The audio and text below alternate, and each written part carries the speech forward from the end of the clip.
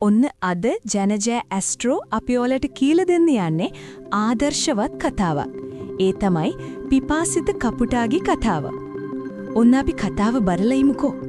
අධික හිරු රශ්මිය ඇති එක්තරා දවසක පිපාසයෙන් පෙළුණු කපුටෙක් වතුර සොයා සෑම තැනකම ඇවිද ගියේය.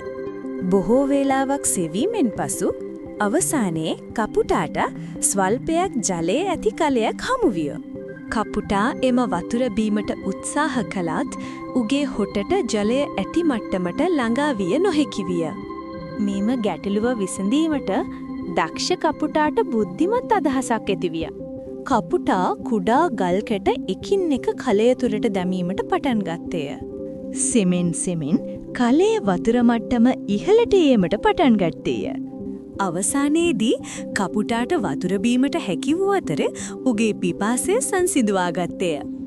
බුද්ධියෙන් ඕනෑම ගැටලුවක් විසඳිය හැකි බව ලොවට කියා දෙමින් කපුටා සතුටින් පියඹා ගියේය.